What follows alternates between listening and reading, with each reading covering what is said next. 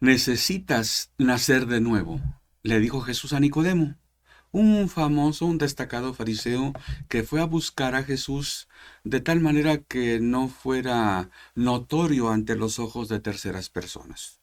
No quería arriesgar la buena reputación que tenía hasta entonces. Bueno, le llamaba la atención a Jesús, llamaba la atención la persona de Jesús, pero no tanto como para que me vayan a ver que lo voy a buscar, menos aún que voy a reconocer que viene de Dios.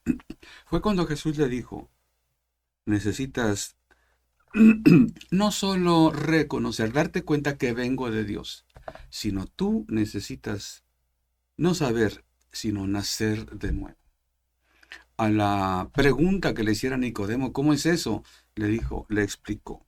Vamos a ver el párrafo 3 de Juan 3. Dice así. Respondió Jesús y le dijo, de cierto te digo, que el que no naciere de nuevo no puede ver el reino de Dios. La explicación de Jesús fue de que necesitas nacer del agua y del espíritu. Nacer del agua habla de arrepentirse. Y nacer del Espíritu habla de lo que Dios hace en la persona arrepentida. Juan predicó el bautismo en agua de arrepentimiento como preparación para recibir al Mesías. Pedro, ya después de que Jesús predicó, fue crucificado y ascendió al cielo, predicó la necesidad de arrepentirse y bautizarse para recibir el Espíritu Santo, perdón de pecados y el Espíritu Santo. Después Pedro enseña en su carta algo muy interesante respecto al valor del bautismo. Lo explica de la siguiente manera en la primera carta, capítulo 3, versículo 21. Pedro dice, el bautismo que corresponde a esto ahora nos salva, no quitando las inmundicias de la carne, sino como la aspiración de una buena conciencia hacia Dios, por la resurrección de Jesucristo. Cuando nos bautizamos de corazón, recibimos el Espíritu Santo y eso es lo que nos transforma. Entonces nacemos del Espíritu. Cuando nos bautizamos, nacemos del agua. Nacer del agua habla del deseo de estar limpios, el deseo de una buena conciencia para con Dios. Ese es el significado del agua, de lavarse. Los judíos sabían lo que era bautizarse para perdón de pecados, lavarse las manos. Antes de comer había una ceremonia de la purificación, las manos. Bueno, de manera que es necesario nacer del agua como un deseo de estar limpios y nacer del Espíritu, lo cual Dios efectúa en la persona que se acerca a Dios en arrepentimiento y se bautiza. Bueno, los que nacemos de nuevo formamos parte de una nueva creación. Gálatas 6:15 dice así, porque en Cristo Jesús ni la circuncisión ni la incircuncisión vale nada, sino una nueva creación. Eso es a lo que vino Jesucristo, a hacer una nueva creación. Y de hecho, esta nueva creación comienza con, bueno, así como comenzó la primera creación con un Adán, la nueva creación comienza también con otro Adán, con el segundo Adán. Así es llamado Jesucristo, el segundo Adán. Dice primero a los Corintios 15:45. Así también está escrito, fue hecho el primer hombre, Adán, alma viviente, el postrer Adán, Jesucristo, espíritu vivificante. El primer Adán, después de ser un hombre viviente, dice la Biblia que fue el hombre fue Adán un ser viviente, un alma viviente. Bueno, después de ser un alma viviente, pasó a ser, por su pecado, un hombre muriente, que tuvo descendientes igual que él, ahora pecadores. Por eso nosotros necesitamos perdón de pecados y salvación, y pasar a ser una nueva creación. Los descendientes de Adán no heredamos el pecado original. Lo que heredamos es una naturaleza pecadora, la cual ya tenía Adán después de haber pecado. Por eso necesitamos nacer de nuevo. Eh, Nacer espiritualmente del primer Adán no podemos. Es necesario un segundo Adán. De él nacemos espiritualmente. Del primer Adán somos descendientes en la carne. Si tenemos algo de su espíritu, es un espíritu contaminado por el pecado. Jesucristo nos vivifica porque nos da una nueva vida. Una vida que vivimos con Cristo y para Cristo. Primera Tesalonicenses 5:10 dice, refiriéndose a Cristo, quien murió por nosotros, para que ya sea que velemos o que durmamos, vivamos juntamente con Él. Está diciendo ya sea que vivamos o que muramos. Usa las palabras velemos o durmamos. Quienes somos parte de una nueva creación, tenemos una nueva vida, una nueva manera de vivir. Cuando nace una persona y desde que nace los padres se encargan de cuidarlo, alimentarlo, instruirlo, enseñarle a comer por sí mismo, a caminar, a levantarse, a comer, a asearse, etcétera. Y lo instruye también en cuanto a cosas, no hagas esto, haz esto, otro. Bueno, así sean los padres cristianos, instruyen a los niños también, tal vez de una manera diferente que los no cristianos. Pero los que nacemos de nuevo, los que somos parte de una nueva creación, necesitamos una instrucción, una educación de acuerdo en base a la palabra de Dios. No importa lo bueno que hayan sido nuestros padres. Lo más importante es que nos hayan instruido de acuerdo a la palabra de Dios, porque de otra manera sería de acuerdo a su propio criterio, el cual pudiera estar equivocado en algunas cosas. Qué bueno cuando los padres buscamos cuál es la manera que Dios quiere que instruya a nuestros hijos. Dice la Biblia, instruye al niño en su camino, y aun cuando fuere viejo no se apartará de él. Pablo nos dice cómo nos debemos relacionar con los demás cristianos, es decir, con las otras personas que como nosotros hemos nacido de nuevo y con las cuales nosotros formamos parte de una nueva creación. Primera a los Tesalonicenses 5:11 dice,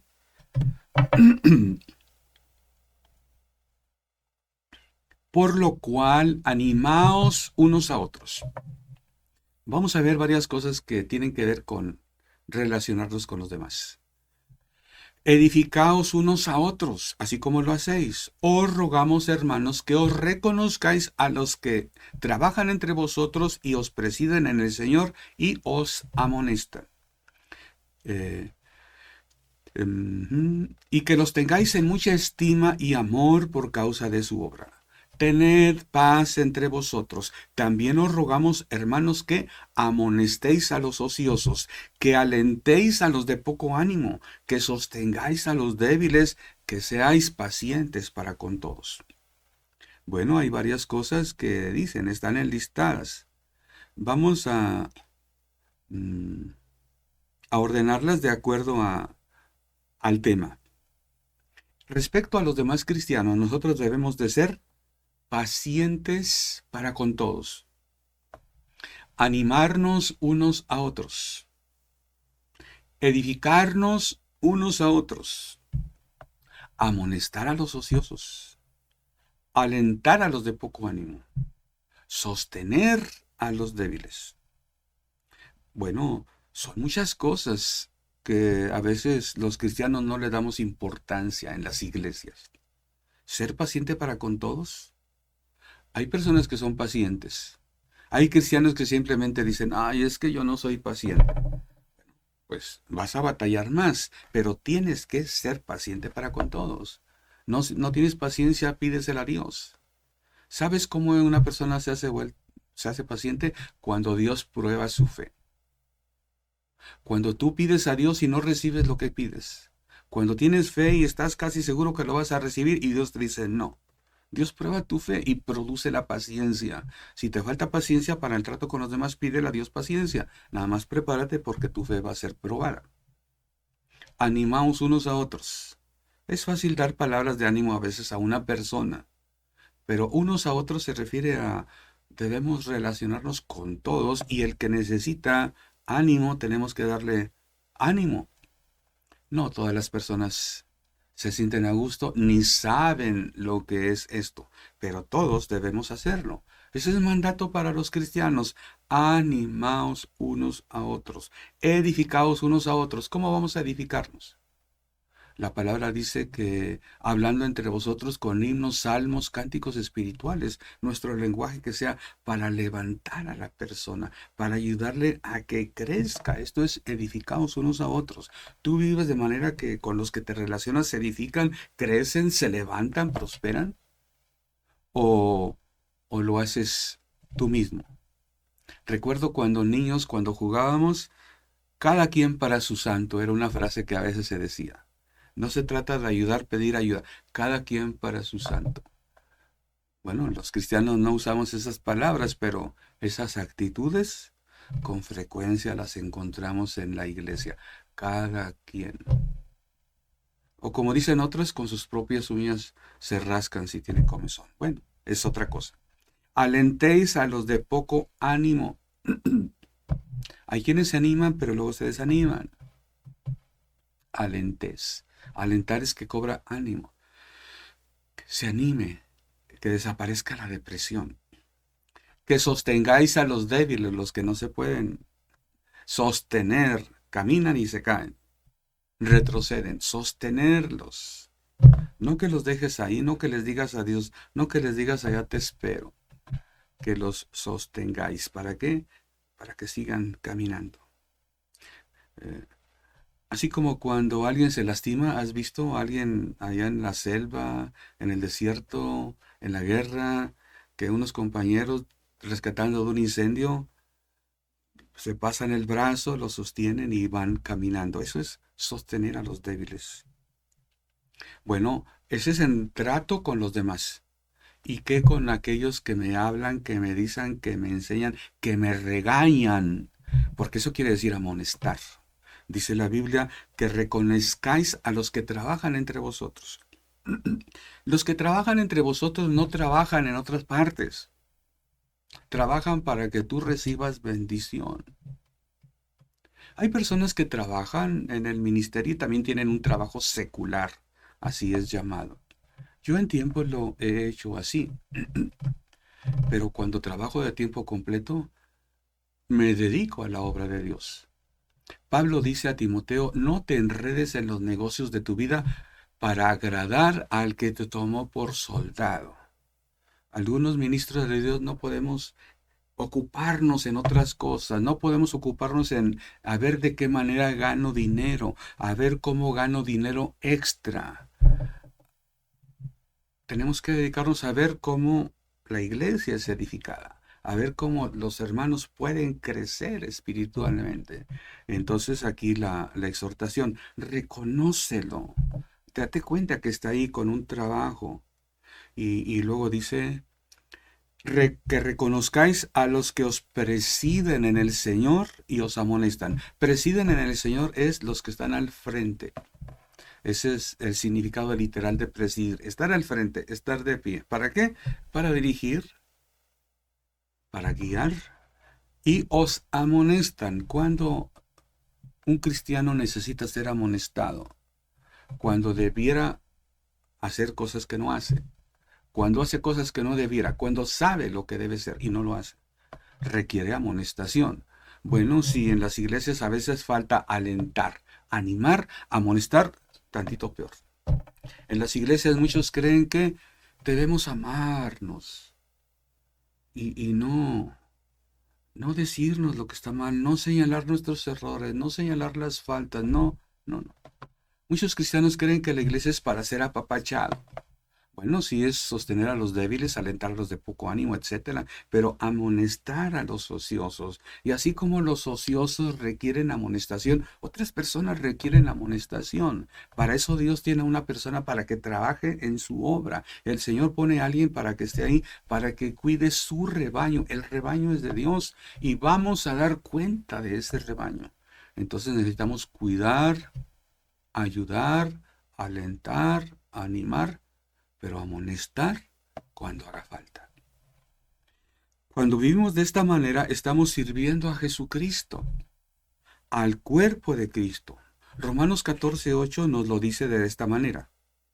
porque ninguno de nosotros vive para sí, y ninguno muere para sí. Pues si vivimos, para el Señor vivimos, y si morimos, para el Señor morimos. Así pues, sea que vivamos o que muramos, del Señor somos. Permíteme hacerte una pregunta. ¿Para quién vives tú? ¿Qué hiciste ayer? ¿Qué hiciste la semana pasada para Cristo? ¿Qué hiciste la semana pasada para ti y qué hiciste para Cristo? Luego entonces, ¿para quién viviste? ¿Para ti o para Cristo? Bueno, tienes que hacer cosas, trabajar, atender a tu familia, etcétera. ¿Qué más? Descansar, pasear, comprar, ¿ok? Para ti. ¿Y para Cristo qué tanto hiciste? ¿Para quién estás viviendo? No se trata de dejar las responsabilidades. Dice la Biblia que el que deja sus responsabilidades es peor que un incrédulo. Pero hacer nuestras responsabilidades no quiere decir olvidarnos de Cristo. La Biblia dice que debemos de vivir para Cristo. Mira cómo lo dice 2 Corintios 5:14. Más o menos igual, pero en un aspecto de una manera más clara, fuerte. 2 Corintios 5:14 dice, porque el amor de Cristo nos constriñe, pensando esto, que si uno murió por todos, luego todos murieron. Y por todos murió para que los que viven ya no vivan para sí, sino para aquel que murió y resucitó por ellos. De manera que nosotros de aquí en adelante a nadie conocemos según la carne. Y aun si a Cristo conocimos según la carne, ya no lo conocemos así. De modo que si alguno está en Cristo, nueva criatura es. Las cosas viejas pasaron, y aquí todas son hechas nuevas. La palabra que Reina Valera del 60 traduce nos constriñe es sunegei. Sun es una preposición que es con. Ejo es el verbo tener, sostener, guardar, retener. Una traducción literal podría ser, de lo que leímos, que el amor de Cristo nos constriñe, podría ser, el amor de Cristo nos constriñe, nos mantiene juntos, nos apresa, nos aflige, nos aprieta, nos obliga. ¿Qué te parece para resumir palabras, abreviar? Decimos, porque el amor de Cristo nos obliga. Si uno murió por todos, entonces todos murieron. Y murió por todos para que los que vivimos ya no vivamos para nosotros. El amor de Cristo nos obliga. Con frecuencia los cristianos se preguntan, y me han preguntado a mí, ¿es obligatorio esto? ¿Estoy obligado a hacer esto otro? Bueno, lee 2 Corintios 5:14. Pablo, después de decir cosas que debemos hacer, y con eso, pues ya no podemos preguntarle a Pablo si es obligatorio o no. Pablo dice, el amor de Cristo nos obliga. Si tú no conoces el amor de Cristo, no puedes hacer estas cosas. Pero si conoces el amor de Cristo, sí. Es diferente, porque recibimos para dar. Somos bendecidos para bendecir. Y el Padre nuestro dice que aún perdonamos si queremos ser perdonados. Es decir, hacemos las cosas como Cristo nos lo dijo. Por eso el Señor habló acerca de el reino de los cielos. ¿Cómo es el reino de los cielos? Las parábolas del reino nos instruyen cómo vivir. Y todo esto puede quedar encerrado en lo que estamos diciendo. Es el amor de Cristo el que nos obliga. La Biblia dice que el amor de Cristo nos obliga a, también nos obliga a, y también nos obliga a esto otro. De modo que nacemos de nuevo, si ya somos cristianos, y pasamos a formar parte de una nueva creación. Formamos parte de una nueva familia, tenemos una nueva vida. Todas las personas que formamos parte de esta nueva creación somos nuevas. De modo que si alguno está en Cristo, nueva criatura es. Las cosas viejas pasaron, y aquí todas son hechas nuevas. El error a veces de los cristianos es que queremos que si él es cristiano sea así, así, así, así. Pero bueno, nueva criatura no es solamente que aborrece el pecado, que cambió. Nuevo es algo que tiene que seguir renovándose, tiene que crecer. Cuando hay un nuevo miembro de la familia, porque nació, ¿qué necesita este bebé? Apoyo, comprensión, ánimo, instrucción, sostenerlo, amonestarlo. Necesita crecer. Y los que creemos que ya crecimos tenemos que enseñarles a ellos. No criticarles, no señalarlos. Tenemos que primero que enseñarles, luego instruirles, si hace falta amonestarlos, pero primeramente muchas otras cosas que no siempre estamos dispuestos a hacer. Es más fácil ver errores, señalar errores, criticar errores y decir este no es cristiano. La Biblia dice que somos nuevas criaturas. Una nueva criatura necesita ser instruida, sostenida, formada, ayudada, edificada. No es un producto terminado. Es alguien en quien Cristo está trabajando. Que Dios nos dé sabiduría para vivir la nueva vida, que iniciamos cuando nos bautizamos. A mis espaldas está el río Banias, recién salido de ahí del Hermón. El río Banias comienza, luego se une al río Dan y se llama río Jordán. Bueno, en tiempo de Jesús, antes de él se bautizaban, Juan el Bautista los bautizaba para arrepentimiento. Los discípulos de Jesús bautizan como testimonio de salvación. Necesitamos nacer del agua y del Espíritu. El agua habla de la necesidad de arrepentimiento para limpieza. Y nacer del Espíritu habla de lo que Dios hace en los que nacemos de nuevo. Que sea tu experiencia nacer de nuevo. Si no has nacido de nuevo, te invito para que leas Juan 3, ores a Dios, síguenos buscando en Extensión Ministerios Filadelfia. Nosotros queremos llegar hasta donde Dios nos lleve, a tu corazón, a tu familia, a tu hogar. Comparte también este video y que sea para bendición para tu crecimiento en la vida cristiana. Dios te bendiga.